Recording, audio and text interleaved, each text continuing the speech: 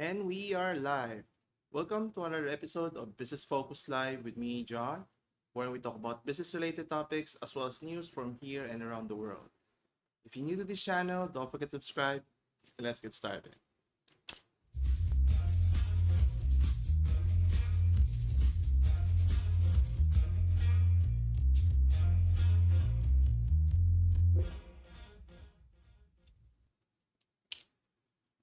And we're back. Thank you again for joining me today. So, to start off, now many companies or multinational companies that are helmed and managed by their CEO or chief executive officer to manage the day-to-day operations as well as guide the direction the company is going, whether expanding their business, generating more revenues, and so forth. Now, obviously, to be at the top of any company or CEO in this case, you're dealt with a lot of problems and stress, and obviously, in what do you call this? In in terms of benefits, they are paid one of the best paid positions in the world, and obviously managing a multi-billion company warrants that, right? And obviously paying, making good money out of it, you know, is a key component why many is striving to be a CEO, right? And according to the article here, we have a Business Insider. Now, some of the CEOs here that are listed, or companies that are in the S&P 500, they do make a good money, a substantial amount of money. How much money? We'll find out in a bit. So here we have Yuso, who created a list ranking in terms of the company CEO in terms of their performance. They take into account three factors. First is the amount of extra dollars a CEO receives based on the past company performance and pay. Second, the number of shareholders who voted against a CEO pay package. And third, the ratio comparing the executive compensation of the company's median employee pay. So obviously it's not just a direct 1:1 in terms of their performance, right? So it takes a holistic look in a sense in terms of the top position versus the regular employees in our organization. And surprise, surprise. So let's see here. You may be surprised to see who is the most overpaid. Not just overpaid, significantly overpaid. So the most overpaid CEO, to my astonishment when I read this article, is the CEO of Google or Alphabet's Sundar Pichai, who receives a staggering amount of $280 million or north of that. And if you were to compare that to the median pay of an Alphabet worker, which only stands at $258,000. Now, if you put that into context, that's a ratio of 1:1,000 or 1,085 if you want to be precise. So that's 1,000 times more than what a regular employee earns in Alphabet here. Now, is that considered excess, the 266 million or 267 million that Mr. Sundar Pichai is earning? Now, obviously, if the market dictates that, you can leverage your salary, good for him. But in terms of the company itself, that seems a bit overreach. You're trying to overpay for something that you could, maybe invest in other aspects in the organization. And speaking of that, I'm sure not many can earn this much even their own lifetime, considering the amount that he's just earning this on a yearly basis. So you just imagine in years, in a decade's time, he'll be a billionaire right off the bat. So question is this fair or unfair, if some are considering here? And it's not just the CEO of Google is put into question here. And according to, as mentioned, to Yuso here, there are several companies that are listed here, and we'll go through many of them. And obviously, overpaying CEOs has major concerns. Specifically, poor accountability. That's one. Another is weak governance. Obviously, if you're overpaid, you pay too much, you become too complacent in a sense. And another issue here is the lack of concern for shareholders' interest. Now, Obviously, many of the companies here that is mentioned typically is a publicly listed companies here. So they are accountable to the shareholders who are investing in their company here. And obviously, the role of the CEO is it's not just to generate revenue, but to provide value for their shareholder. Whether they're able to achieve that, well, that's remains to be seen here. And obviously, overpaying or overcompensation issue may be changing sooner rather than later as more shareholders are beginning to vote against the hefty, CEO paycheck here, which is, reasonable in a sense, but obviously being a CEO, you're given a lot of responsibility, so it's important that, you're paid handsomely, but too much is always a bad thing, right? Anyway, so let's take a look at some of the CEOs here. So let's see here. So they have top 30 here. So let's see who's at the 30. Yeah. So at number 30, we have Norwegian Cruise Line CEO Frank Del Rio. So you can see here. So he earns a substantially less amount than Google CEO, which is only 17 million, right? But compare that to the median pay of a regular employee, which is significantly less, almost $17,000 per year. That's an excess of 6 million, right, or 7 million. So there's a big gap between the top and the bottom here. So let's look at some of the more known companies here. So we have Netflix here, Reed Hastings. So you can see here, he's paid in the north of 38 million, while a median worker pay here is only 200,000. So there's an excess of almost 24 million. Now, is that warranted here? Can they reduce the salary for the CEO and maybe give more of it to your high-performing employees aside the CEO, right? So let's see who else. Yeah, and then you have Microsoft here, one of the big tech giants, tech giants in the world. So, which is helmed by Satya Nadella. I hope I'm pronouncing it. So, who's earning 42 or 43 million dollars, and compared to their median worker employees, which is less than 200,000, that's an excess of almost 28 million. So you keep noticing in this list that the excess is significant amount, not just a small amount here. So let's see who else. Yeah. Or you have Qualcomm CEO Stephen Mollenkopf, who earns 23 million, but compared to the worker who's only paid less than 100,000. So that's almost 10 million, difference in terms of salaries. So who else here? Yeah, we have GE or General Electric, Lawrence Culp Jr., who's being paid 24 million, while their employees are only paid, or median worker pay is around $50,000. That's a 13 million difference. So you see the trend here. It's significant. It's not just a small amount of difference here.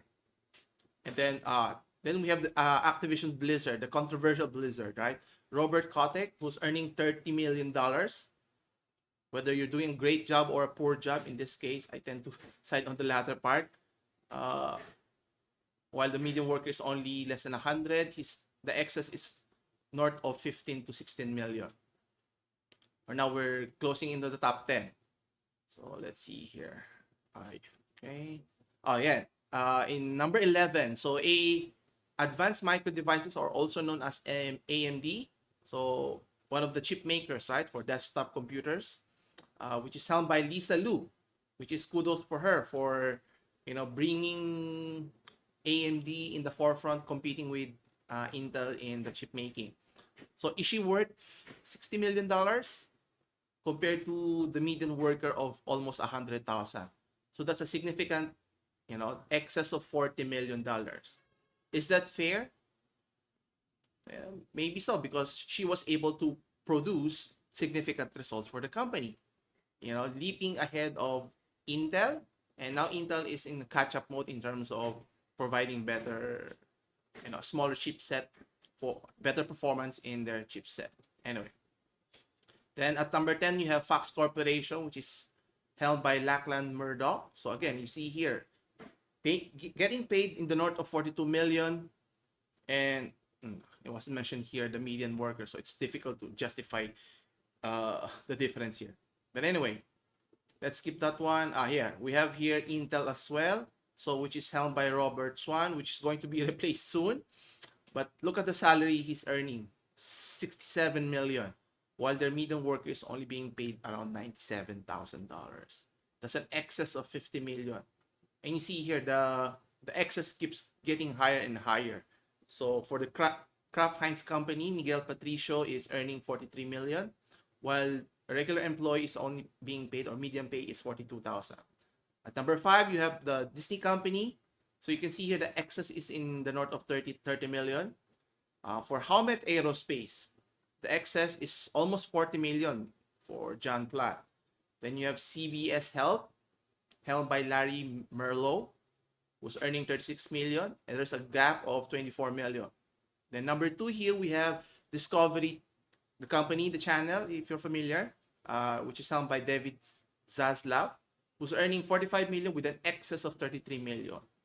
And obviously, number 1, we have Alphabet or Google, which is held by Sundar Pichai, which is paying a staggered amount. I was surprised when I first saw this article. 280 million.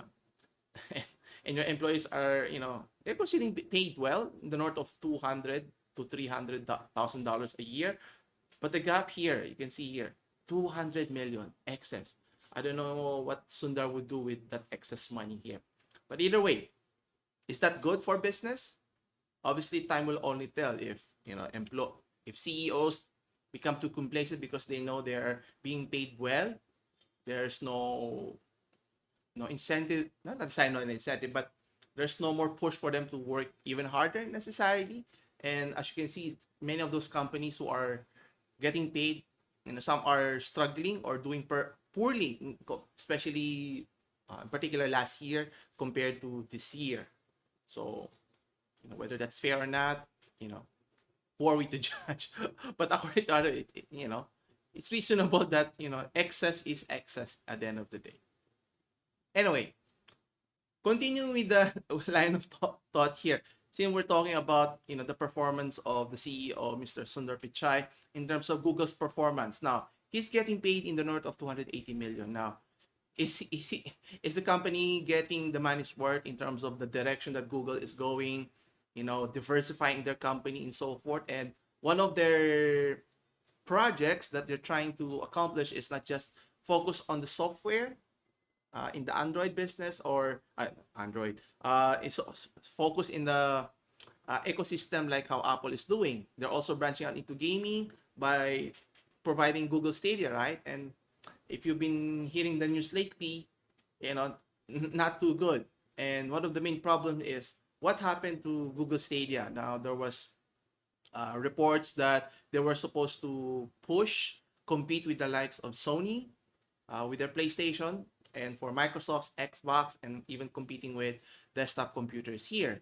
And they're going to offer a cloud gaming based service which can compete and even or even outperform those consoles here.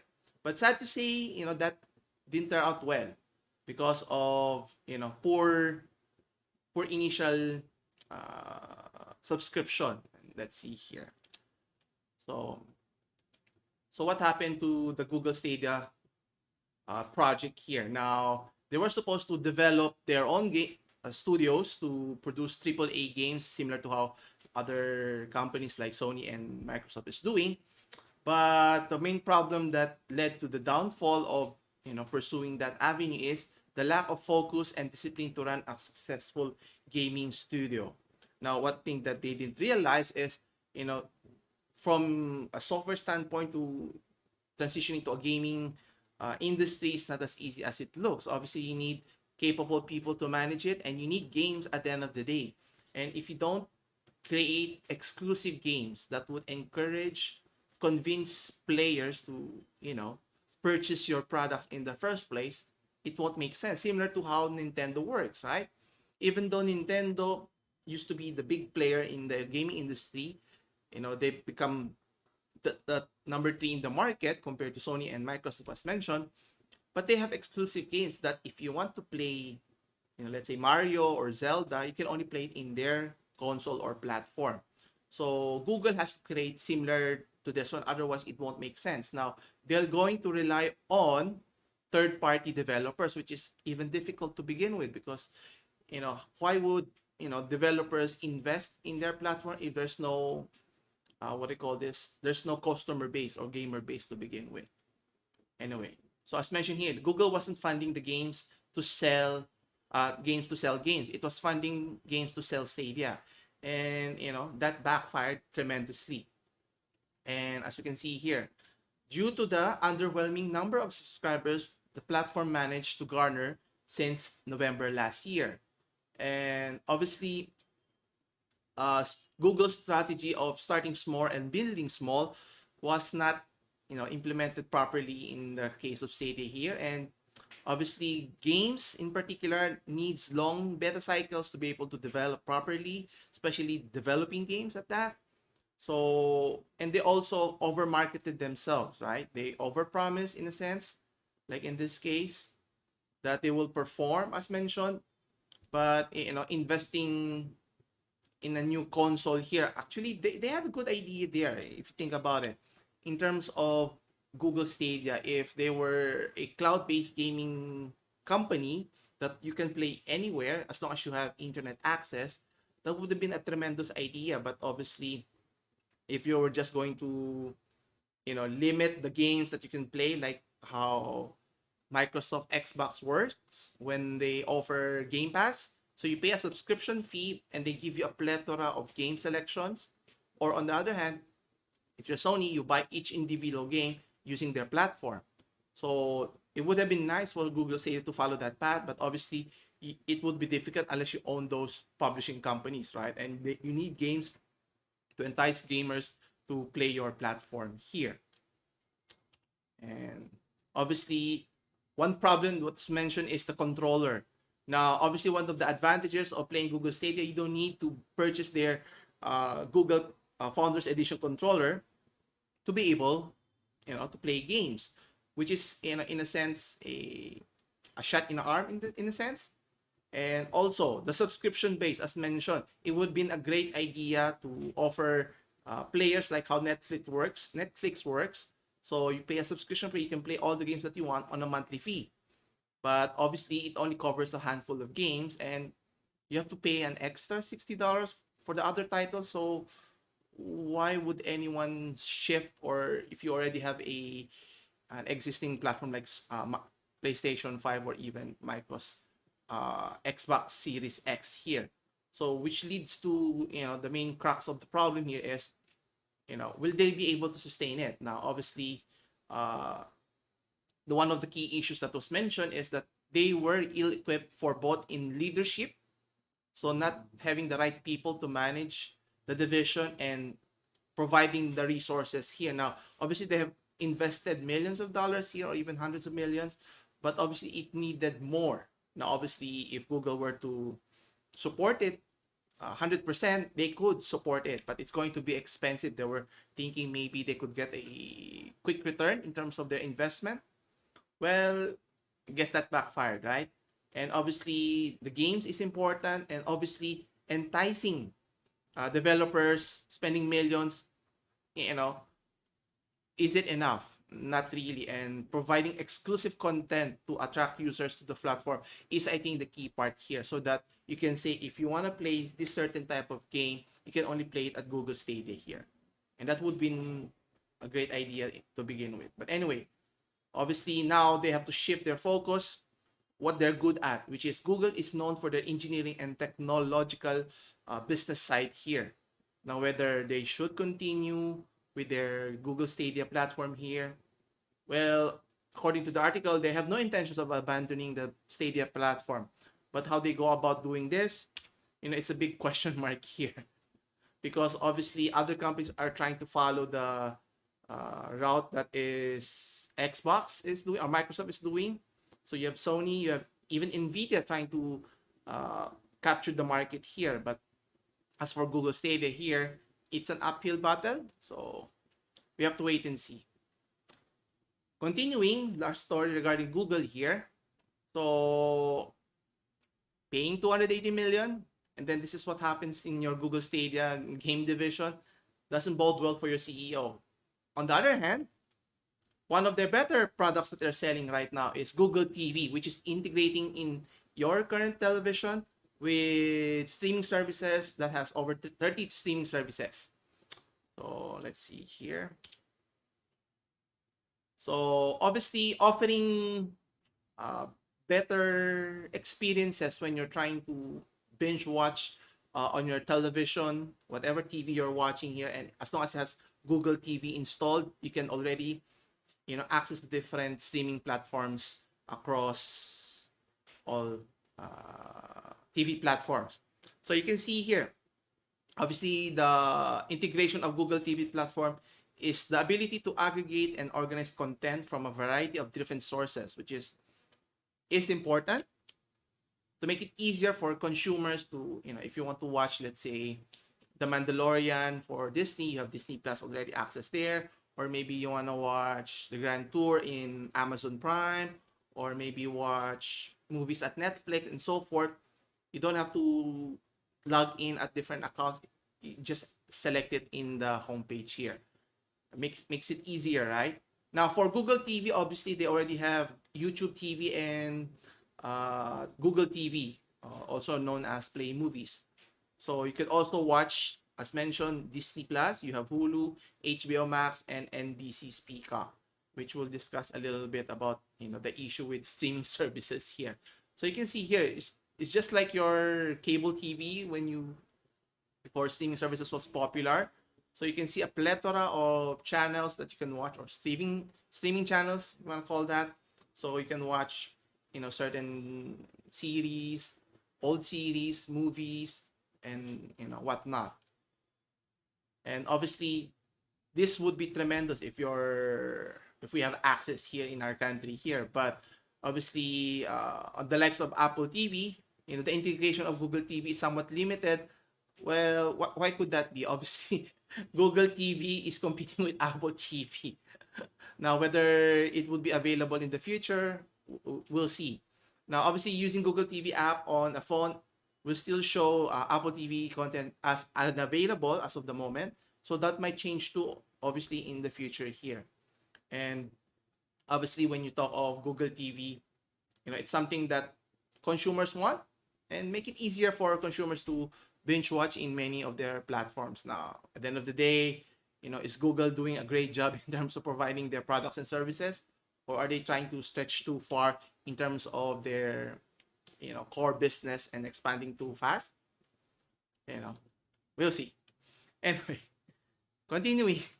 So in terms of gaming, so we just mentioned what do you call this? We mentioned earlier how Google Stadia was failing miserably as a platform, right? And guess what? Another big publisher, a AAA publisher, Bethesda, known for the making of Fallout series as well as the Elder Scrolls games, And there were big news last year or sometime last year where Microsoft is planning to acquire Bethesda or ZeniMax, the parent company. Well, that has been delayed now due to the fact of a lawsuit that Bethesda is facing now. What is it all about? It's all about the season pass. Those companies are getting too greedy, and let's take a closer look here. So according to Tech Time, so you can see here that Bethesda is following a lawsuit because of the Fallout Season 4 pass. Now, for those who are familiar, obviously, Fallout 4 is a great game. I haven't played it myself, but I played Fallout 3, was able to finish it before, and it was enjoyable. And obviously, they provide a plethora of experience as an RPG type of game, and then they provide DLCs for you to enjoy, and which gamers were expected to continue with Fallout 4. And they offered season pass, so on top of paying for the full game itself, you pay extra, okay, to access the added content and then be able to play it right away. But that did not happen. There was a misunderstanding in a sense. It depends on how you look at it. But anyway, so it stems from the single DLC content Fallout 4 that was subject Bethesda to a class action lawsuit here. So obviously, turning profit is one of the main objectives of any company obviously for Bethesda. So how can they generate more revenue by encouraging more customers to or gamers to play their game on top of the base game? So obviously creating an expanded or downloadable content is the way to go. Now obviously they promise to provide those content if you pay the price of $30, which is not a big amount, but is it worth it? At least you get to extend the play of the core gameplay here. But what happened here is they increased the price, right? Knowing the Fallout reached massive success, and what did they do? Providing a Game Pass that is more than $30, as much as $50, almost the price of a brand new game already. And that's not the best part. Now, obviously, there was not an assumption. It was mentioned that once you pay for the season pass, all the downloadable games that Bethesda is going to produce, you are able to play them. But that did not happen again. Why is that so? So this stems from the Bethesda Creation Club. Now, what they are contesting here, that the Creation Club is totally separate from the downloadable content that gamers were expected to play once they purchased the $30 to $50 price range there. So this is where the contention is. Was there fraud involved there, or misleading or misunderstanding and so forth? Because the Creation Club gives you the option to play new game modes. Okay. You have the abilities and in-game items crafted from the game studio. So you were not able to access this without purchasing a separate Game Pass or the Creation Club here, which is the main point or contention of many fans here, which is they feel they were cheated in a sense or were tricked in a sense. If I were in the situation, I would feel less enthralled with what Bethesda is doing. That's why I'm not too surprised anymore with the debacle that happened with Fallout 74 is a prime example. So they never learned from their past mistake. They even capitalized on it, and they released a game knowing that it's not fully formed and expecting people to pay full price, and this is what you get. You build your credibility over time, and then in one fell swoop, it's all thrown under the bus here. And one of the contentions of one of the complainant is mentioned here, who bought the first season pass, say it was cool, it'll give you access for the rest of the game, and then they drop a new batch saying that if you try to access it, you can't access it, meaning you have to pay an extra on top of what you already paid in the first place here. And one of the main issues here is it's not just the lawsuit that they have to contend with, it's the acquisition of Microsoft here. Would it just delay the acquisition, or would it stop Microsoft and say, maybe we should reconsider acquiring Bethesda as a gaming publisher now, even though Bethesda has several games under its umbrella? Would you take that risk of attaching the problems that Bethesda has and associate it with Microsoft here? But yeah, as mentioned here, Microsoft's planned acquisition of ZeniMax will also be affected by the lawsuit. So we have to wait and see how it pans out, and at the end of the day, what will happen to Bethesda and ZeniMax here? Anyway, so good luck to them. So we'll see how it goes there. Anyway, continuing with technology here. Now, we've discussed this last week actually, regarding how Huawei has been pivoting from the smartphone business or developing of smartphone phones and moving into agriculture by pig farming in a sense. I thought it was funny when it was reported, but it's a sound strategy because obviously the limitations of growing the market with them being blacklisted from the United States, so not being able to acquire the technologies that they need to further develop their smartphones. It doesn't end there. So they're not only pivoting to pig farming, or in this case, pivoting to agriculture, they're also pivoting into electric vehicles, which is, I find it surprising, but it makes sense for them given their situation here. So let's take a look here. So as mentioned, Huawei plans to make an electric vehicle, which is a big news on itself, but they could it could arrive this year. So what happened there? How fast can they, you know, create vehicles here, competing with the likes of Tesla vehicles here? Anyway, so obviously making electric vehicles is a big undertaking. As you can see how Tesla is doing when they started, now they're branching out in other regions to, you know, to offer their electric vehicles to the mass market here, and planning to launch Huawei electric vehicles this year is going to be something to be holden. Now, how are they going to do that? Now, it was mentioned in this article that Huawei Technologies is in talks with partnering with several companies. So one of those is a state-owned company named Chang'an Automobile and other automakers as well. So that could produce their electric vehicles. Now, I think what they're planning to do here is a known car manufacturer will produce electric vehicles, and Huawei will integrate their technology, similar how Apple is planning to create their own Apple car in the future, I think, which is a good way of to see how technologies can be adopted and implemented properly. If you have Apple devices, you can seamlessly transition from your devices at home to your car. And I think that's the same way for Huawei here, especially for the China market. I think that could be a test bed if they are able to succeed, and hopefully eventually the markets would open up again to Huawei. They are able to sell their products again. It would be easier for them later on. But also, it's not only that they're partnering with many car manufacturers. They're also in talks with a Beijing-backed company, BAIC, or BAIC, in terms of manufacturing electric vehicles here.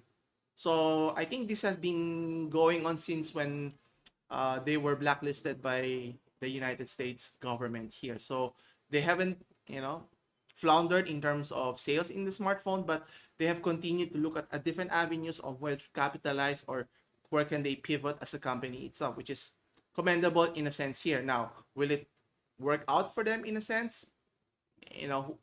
Time can only tell. And as mentioned before, they were already working on artificial intelligence for pig farmers, so using their core technologies to go into different industries here. And obviously, according to the head of Huawei's consumer business group, Richard Yu, stating that the electric vehicles will target a mass market segment. So meaning you need to be able to create cars in a massive scales that is affordable for the mass, if that's going to be the case here. Now, obviously, you have Tesla competing in the same market, but they're more on the more premium, expensive level. But I think Tesla is trying to create a more affordable one that's more consumer friendly for everyone now. We'll be able to get it here in the Philippines. Maybe not anytime soon, but I'm looking forward, right? And obviously, finally, regarding the potentiality of the electric vehicle market in China. Obviously, China is one of the biggest markets in the world, despite Huawei's limitations of expanding and growing their smartphone business. They could always go into other industries like what they're doing now. And what's enticing here is they've been investing heavily in this industry, which is backed up by the Chinese government, and they plan to increase their sales in terms of 20% by 2025. Now, obviously, that's also only a small percentage compared to regular fuel combusted vehicle, but it's still a long way. It's better than nothing, right? So, and they expect to generate in the north of almost 2 million units this year, and up from 1.3 million last year of electric vehicle sales. So it looks promising, but it's still pale in comparison to regular combustion engine here. But if they were to offer here, maybe it would work, right? And it would be a test bed. And obviously, for a company like Huawei, it makes sense for them. They cannot stay pat and say, we'll wait it out if the smartphone market would open up eventually again. Would new administration under the Biden administration change their position regarding how it treats Chinese companies like Huawei and so forth? So obviously, in their part, They are pivoting to less chip-intensive industries so they can maintain their operations and profitability. And obviously, other companies in the United States are also doing the same thing. You have Amazon is one, and Alphabet, Google is also developing auto-related technology. That's why you see many of those big tech companies are investing heavily in other regions, not just in the United States, in Europe, and as well as they would like to penetrate China, but that's a difficult task, which is leaves them India as another viable market. So penetrating the market is key here because obviously India is very protective of their local businesses there. So getting a market share there in terms of smartphones, smart car or electric vehicles is another issue altogether. Anyway, so we were talking of Huawei earlier, and guess their competitor is Apple is one, and obviously many around the world are Apple users here, right? And what's good about them is they provide brand awareness, the premiumness, the cachet of having an Apple product. Also, it comes with a downside of caveat of in terms of of its pricing, in terms of how it markets its product and so forth. And one of the companies, not companies, one of the countries who's trying to protect the interests of consumers, everyday consumers, or everyone, consumers who buys their product, is forcing Apple to list down with a French law that you have to indicate the repairability score of your iPhone products and your MacBook products as well. So let's see here. So here in this article, according to Verge, so Apple is forced to indicate or add in their description in terms of repairability scores to comply with French law. Now, obviously, what is this repairability? Now, obviously, it entails if you buy this product, how easy is it to be repaired if there's a problem later on, right? And Apple has been pegging that they want to be perceived as an environmentally friendly company, but they keep on asking their consumers to replace their products every year. And what do they do with their old phones? Throw it away, right? That's not environmentally friendly. If you want to be environmentally friendly, you want to extend the lifespan of each of the products that you're using. Let's say instead of just 1 year, maybe 2 years, or even 3 years, or even more, as long as you can fix it. But obviously, Apple is against that, right? To generate more revenue, they want you to replace your old phone. And not only that, even if you wanted to fix your phone, right? You cannot simply ask a third party to repair it because they don't. Apple is suing that, especially if you're in the United States, and then they don't have the parts to be able to do that, which will be shown here in the report here. Anyway, so the goal of the new law is designed to reduce waste, which is my main point, as mentioned here. So for its online stores in France, they have to comply, which is they have to show how the device, how easily can the device be disassembled, and the availability of repair manuals and spare parts. Now, if you're familiar with Jerry Rick's Everything, a YouTube channel, where he tries to open up the internal contents of a device, in this case, whether it's a iPhone or Samsung devices, and you can see how easy it can be pried open, repaired, or is it too difficult unless you're a trained technician at that. So there was a report here. Now, it's in French, but I had to find a dialogue here. But anyway, so let me show you first here. What do I mean? So here in their page, so you can see their product info, the description of the iPhone 12 Pro. But here at the bottom, you can see here, there is the indication of their repairability. So guess what you notice here? The repairability is not that high. It's only 6 out of 10. Now, why is it 6 out of 10? Let's take a closer look here. So there you go. So please bear in mind, this is in French. So I had to jot down the notes what it meant. I had to use Google Translate to be able to translate the text here. So for the heading here, the Apple, it says Apple displays repairability index for both the iPhone and Mac laptops, I'm assuming. So here below, we have here a report. So we don't need that. So you can see here, So for the MacBook Air, you can see the repairability is only 6 out of 10. Then you have the MacBook Pro, it's even worse, 5 out of 10. Okay, anyway, here's the part I want to focus on. So here we have the summary here, the report here. Now, obviously it's in, what do you call this? It's in French. So anyway, so the first column pertains to the criteria. So first is documentation. The second is dismountability, sorry, access, tools, and bindings. Then criteria 3 is availability to detach the pieces. And 4 is price of detached pieces. Okay? And finally, criteria specific. Now, if you notice here, the criteria 2 and criteria 3 has some of the worst reviews, with the exception of criteria 5, which they have a glowing mark there. So what is this? So if you look at criteria 2 for dismountability, 2.2 indicates, what's that? Tools required to be able to fix the device. So obviously, will it need a Phillips screwdriver or flat screwdriver and so forth? No, they use a very different, I think, hex tool. I'm not sure what you call it. So obviously, they use a different screw so that it's not easy for people to open it or fix it if you're a technician here. That's why they got a low score. And not only that, you have 2.1, it's ease of dismantling part. And guess what? It's not so easy. So whether it's intentional, well, obviously it's intentional. They discourage people from opening it, right? So that if it's broken, you have to replace it with a brand new phone or device. Here for criteria, as I mentioned, the availability of the detached pieces. So let's take a look here at 3.2. So you can see here the period of availability of parts. Guess what? Since they don't want to encourage you to repair it, they're not making it available for the parts if in case you need to repair it. And for 3.3, not 3.3, yeah, 3.4, sorry, the details, the delivery time of parts. Obviously, if it's not available, it's going to take time. If you're a customer waiting, that's why it's very low. That's why you notice both of those key categories has a very low mark there.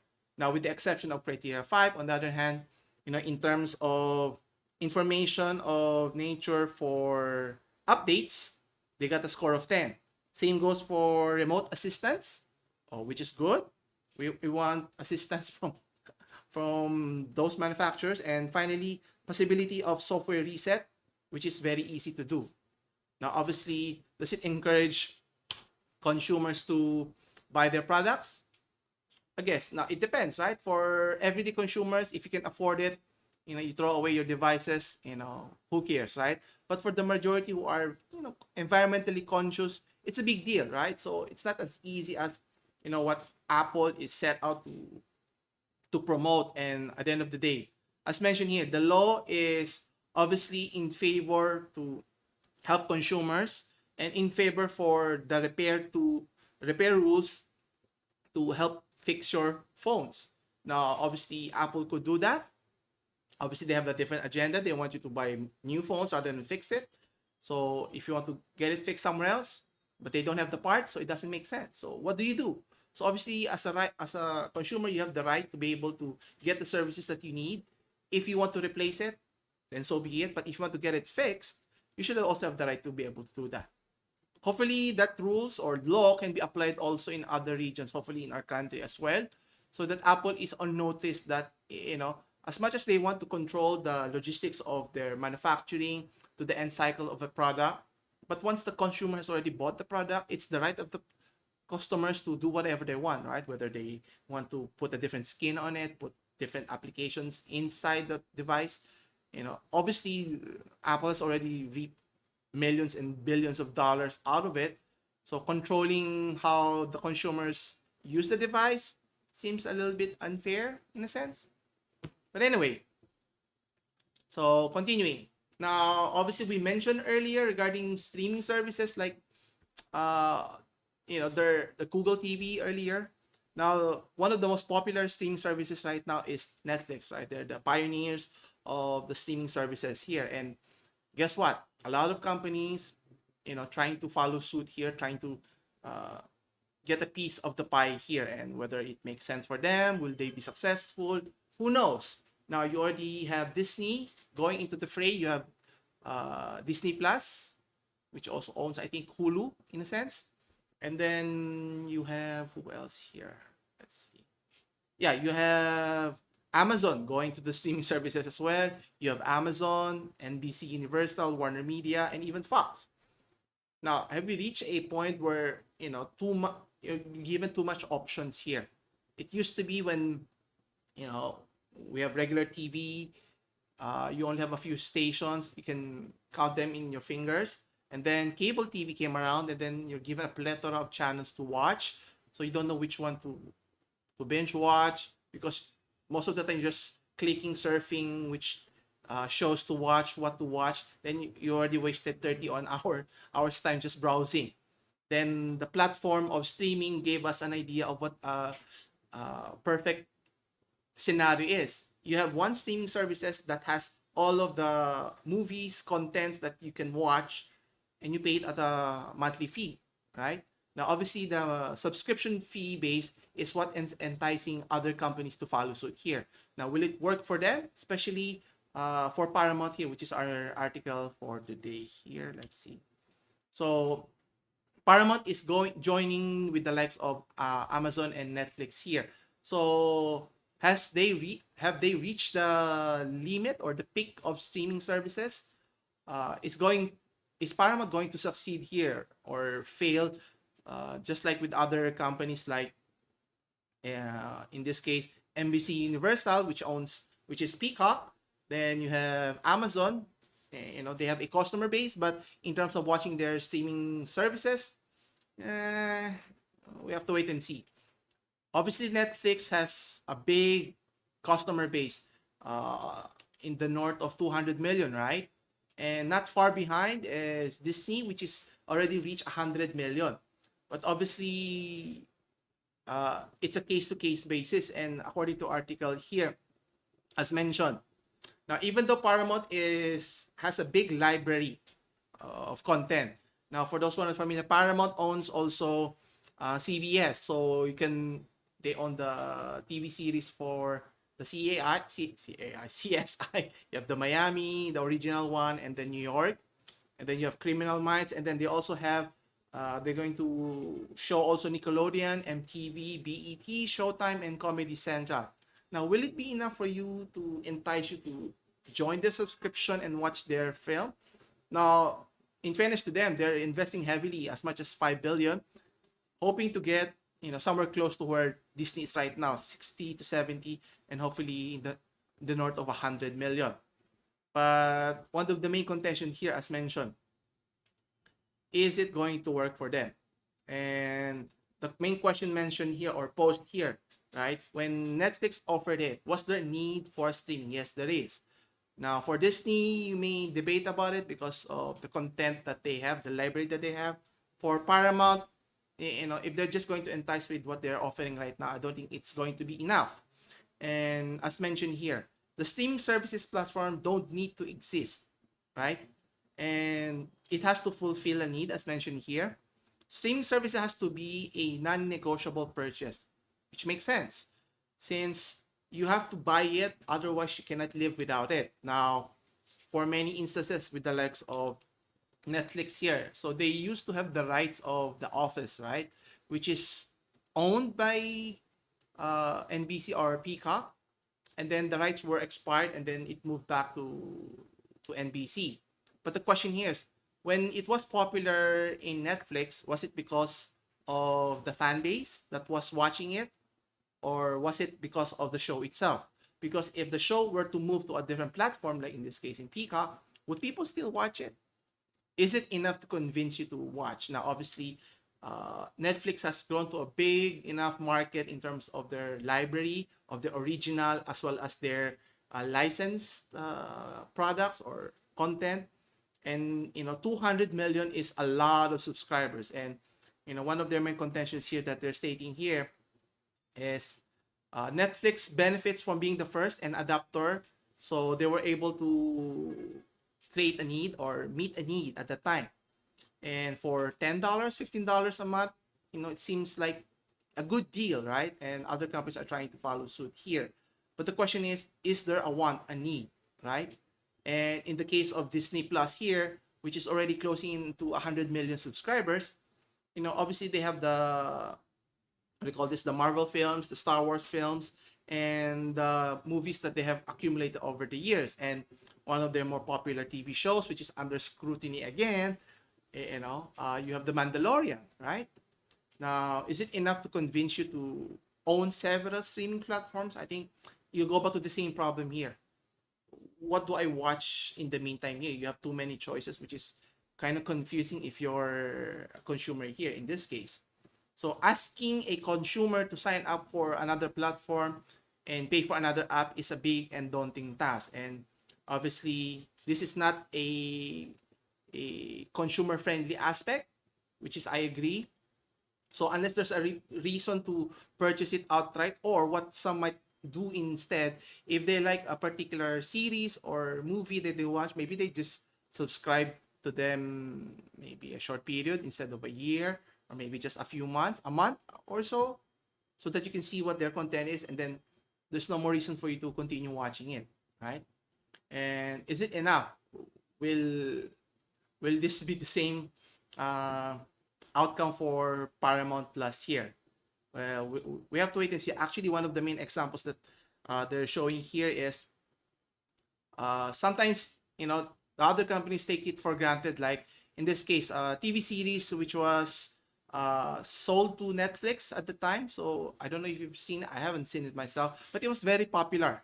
So Emily in Paris is a Paramount show that was sold to Netflix, and on Netflix it had an audience. So it was popular. Then would it have the same success if it were in Paramount? Now take note, 10% of its audience is still a lot if you're in Netflix, considering they have 200 million subscribers. That's 19 million already. But when Paramount is starting, will they have the same clout that Netflix has? I don't think so. That's why it's going to be an uphill battle for many of those streaming services trying to capitalize. Now, obviously, it's enticing because of the monthly subscription, but I think at the end of the day, the need has to exceed, the numbers that they're, enticed to purchase here. If Emily in Paris was not in Netflix, maybe no one would even watch it in the first place. So it doesn't matter if Paramount owns it. It makes sense for Paramount to license it to Netflix and sell more of their content so that it promotes the product. At the end of the day, it's a win-win for everyone, and not trying to be greedy so that, you purchase the subscription for Netflix, you buy for Paramount, you buy for HBO, you buy for Disney, and so forth. At the end of the day, why would someone need it? Right? That's why HBO Max and Peacock are facing several of the same issues that Paramount is going to encounter if they go to this path, because content is not enough. It has to be behavior in a sense, and they should have taken advantage maybe last year, not this year. If you're just starting out today, then you're already too late, because people are already starting to go out, different behaviors, they have preferences. So it's going to, what do you call this? It's going to be a big hurdle. The exact word that the article used here. Anyway, for some local news here. Now, we've been talking for quite some time regarding how the transition from being locked down to from a community quarantine situation, or GCQ, I forgot, and then hopefully eventually reopen with a modified community quarantine situation here. And I was surprised to find out that the Department of Tourism has posted an article in CNBC, which I was surprised and glad to be able to discuss it. They're trying to promote tourism again in the Philippines here. So let's take a closer look here. So as you can clearly see here, so sometimes I forget how beautiful the Philippine Islands is in terms of leisure activities, from the Zone Visayas and Mindanao here. And obviously, the Philippine tourism is trying to encourage people to travel again, whether domestically and so forth. So one of its primary contention here is putting safety first as it carefully reopens for tourism. Now, There are three or four key areas that they're promoting again. So you have Boracay as one. I think Bohol is another. Then you have Palawan is third. And then you have Baguio as a fourth location. So let's take a closer look here. You can see here, oh, the beaches looks nice. No, not just nice, beautiful. And it's clean, right? Rarely do you see beautiful places. Typically, it's associated somewhere in the Caribbean, but we have it here in our country here. So obviously, the gradual ease of the lockdown, businesses are slowly opening up again. So which is good news for everyone, right? So how are those tourism, travel destinations going to cope and provide a better service? Now, Boracay is one of them. So it's part in the Western Visayas region. So with its beautiful beaches, which I've seen years before. So I need to visit it again one of these days. And then you have also Palawan. Then you also have Baguio as another region as mentioned, which we'll discuss in a bit. So tourism is worth 13% of the GDP of the country. So that's a big contribution to a resurging economy to continue growing as a country. Anyway, so if you're traveling or staying at an hotel, so here are some guidelines that was mentioned or prescribed. So first here is hotels must offer PPE or personal protective equipment, so to avoid spread of infection. But I'm not so thrilled about this. Now, if you're going to be tested to be able to visit those places, isn't it incumbent, if it's safe, then you don't have to wear those PPE? But but you want to be cautious in a sense. So meaning, is it not entirely safe? I don't know. How can you enjoy your stay, let's say in the beachfront, you're wearing PPE mask the whole time? I don't know, unless it's a fashion statement. Anyway, for other guidelines, you have the single and double occupancy only, so no family rooms in a sense. Then guests are urged to use mabuhay gestures, so no handshaking. And then for rooms, they are going to be disinfecting the rooms once guests are checked out. Okay. Then food here, I don't know about this one. They're going to replace buffet and room service with grab and go stations. Now, obviously, when you go to a hotel, you want to be pampered. So offering these services doesn't, encourage people to stay outside. Now, social distancing is obviously that makes sense. But again, wearing protective masks is, I don't know. So let's see here. Yeah. So if you're going to Baguio here, so the city of pines, right? So surrounded by tropical pines. And how are they going to open up business here? So one of their key strategies here is requiring tourists to apply a scheduled entry online. So which is reasonable. But one of my problems here is you have to have a book certified hotel, which is okay. But you have to go PRC testing, right? So I think the testing here is the problem here. Do you get tested before you get there? Or do you get tested once you get there? I think the issue here is the length of the results that it takes, right? If they can shorten it, let's say maybe a day, you just go there, you get tested before you leave, and then get there, and then get tested again you get quarantined for 1 day, so that after that, you can enjoy the rest of your vacation there. Now, it's not only for the travelers, but also the government, which is, I commend them, is planning to, well, hopefully it's not just planned, but going to help out provide a stimulus package worth 2 million or 100 million pesos to help micro enterprises or micro small enterprises here, which I think makes up a lot of businesses, not just in Baguio, but also around the Philippines as well here. So apart from Baguio, where else? Yes. So here we have the Chocolate Hills, or in Bohol, as they're known for. So obviously, one of the more popular endangered animals, or the tarsier, is located here. So you can go visit the iconic Lobok River, to name a few, or visit the Panglao Islands, right? But how are they going to do that? So the province has already opened at limited extent, so allowing tourism-related activities to restart under strict hygiene and safety measures. Now, obviously, I think it makes sense for the domestic travel to start first before encouraging foreign visitors to visit our our beautiful country here. And obviously, testing, I think, is the key here. If you can find a quick solution, fast turnaround that is reliable, not a rapid testing, but a testing that can be relied upon time and time again, so that we avoid getting, false positives, which is kind of scary if you think about it. Because if one gets infected, the rest can easily be infected without even knowing if you're asymptomatic in the first place here. Anyway, so let's continue. And then you have Palawan here. So one of the best news that we have here is they're opening again the location of Coron and El Nido. So known for their Emerald Lagoons as well as their Karst Cliff, right?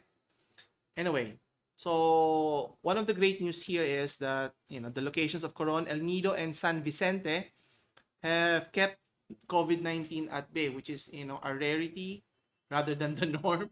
So being able to stay away from the pandemic like the rest of the country has, guests can visit their places on a trial tourism basis. So guests undergo mandatory swab test. Once passed, they are shuttled point to point from airport to their resort. So similar like to how the bubble works, right? So if you're safe before you go there, you're isolated from the rest of the I'm saying the world, but the community, so you can enjoy and relax since it's tucked away anyway. So they'll still be operating at reduced capacity to promote social distancing as well here. So they also have guidelines already in the works that allow select numbers to return as well here. So there are many places that people would like to visit, being cooped up for so long. And then obviously what's important here is the right safety mechanism should be in place to help businesses get back up and to what we were few years back, before the pandemic happened here. And I'm looking forward to be able to travel again locally and visit those places, the waterfalls, the blue Emerald Lagoon, than what you're used to seeing skyscrapers, buildings all the time here. Anyway, finally for some interesting story. So, I like technologies here, and one of the technologies that's being presented here, I'm sure you've seen a large TV as much as more than 100, 200, or even 300. But this is somewhat different in a sense. So, the first ever 165-inch folding micro LED TV is now on sale. So, let me show you here. So the first ever folding micro LED TV. So it's big. It's bigger than a person. And what's interesting here is not just a typical TV here. It folds. So how does it fold? So let me show you the video that they have here. So you can see here. And you know how much it's worth? It's worth $400,000. Okay, so it's not cheap. 20 million. More than our house. But you can see here, how advancement of technology has gotten us this far. So you can see here, it opens up. So it has 5 panels here. So you can tuck it away underneath your flooring. Then it would open up when you need it. But one of my key issues here is, how's that going to work if you need to attach several devices? Like let's say you want to play with a console there. Obviously, aesthetically, it looks nice because of its of its minimalism, but it's going to cost you a lot. So I don't know, but we're getting to a point that the future is coming slowly but surely, that we see more and more technologies that we used to see in movies and films. It's now being shown worldwide. Let's see the videos here. There you go. So this is not a CGI film. It's an actual location. But the question is, how are they going to build that one? It's going to be like a nightmare for construction workers. You could just imagine them building it within the house. So it looks nice if it's tucked in, but how are you going to integrate the other devices here in terms of sounds devices? You can just imagine it's not going to be it's not going to be light. You cannot buy it and carry it on your own. You need someone to install it for you. So, but it looks nice, right? I wish I had it in my house, but it's too impractical. You could have bought a new house already with that amount. Anyway, so going back, as I mentioned, it's not going to be cheap. And just the details on the device as mentioned. So it's called the M1 4K. It's a 165-inch TV as I mentioned. So it's made by an Austrian outlet company called CC. They cater to high-end, displays like this one. Actually, they have a bigger one, I think, right? But it's the first one that they're offering that has folding technology here. So it's costing $500,000. That's 20 million pesos for those who are trying to consider if they can afford it. And if you can afford it, you have to consider the cost on top of it. And imagine it if it were to break down, how are you going to fix it? And if there's no power, how are you going to activate it and so forth? You can just imagine the problems that you're encountering. But it looks nice, right? And as mentioned here, it stands around 7 feet. So it's a big TV, taller than an individual, unless you're a basketball player and so forth here. Now, obviously, the technology that they're providing is something that maybe they could integrate on a smaller scale if you have a limited space at your home, and if they can make it more affordable. And you can see here that not just relying on LED technologies, but micro LED is another way here. Anyway, those are some interesting devices that we'd like to see sometime in our own houses. Anyway, thanks again for joining me today. That's about it. So if you have any questions regarding the topic today, you can check out the description in the links below, or you can send a message and I'll get back to you. As always, thanks for watching. I'll see you again next week, same time, same channel. Take care.